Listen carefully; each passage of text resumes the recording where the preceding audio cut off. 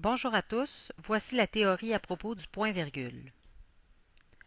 Tout d'abord, les informations qui vont être données dans cette vidéo sont aussi présentes dans le document Parce qu'on aime la grammaire aux pages 20 et 21. Dans ce même document-là, il y a aussi d'autres exemples que ceux qui sont utilisés ici. Premièrement, le point-virgule peut être utilisé entre deux phrases. Ici, on va utiliser le mot proposition pour parler des phrases.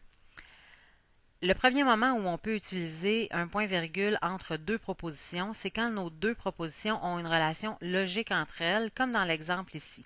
Le médecin a établi un diagnostic, point-virgule, il a donné des médicaments à Joanie. On a ici une cause et une conséquence. On peut donc mettre un point-virgule entre les deux. On pourrait aussi mettre une virgule ou un point, ça c'est vraiment à votre choix. Ensuite, on peut aussi séparer deux propositions par le point-virgule quand la deuxième proposition commence par un adverbe.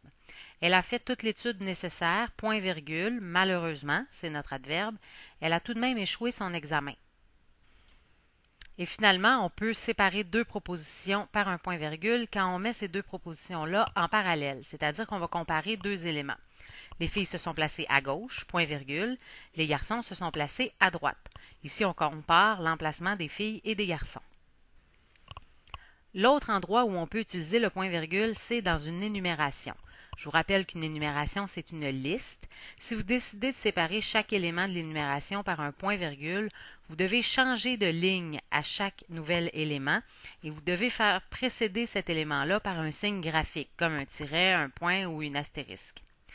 L'exemple ici, les tâches à faire sont les suivantes. Faire son lit, point-virgule, passer l'aspirateur, point-virgule, épousseter les meubles, point, puisque c'est le dernier élément de notre liste. Veuillez noter que le point-virgule n'est jamais suivi d'une majuscule. C'est toujours une lettre minuscule qui commence la deuxième proposition ou le deuxième élément de la liste. Pour le prochain cours, veuillez composer une phrase pour chacune des utilisations du point-virgule que nous venons de voir.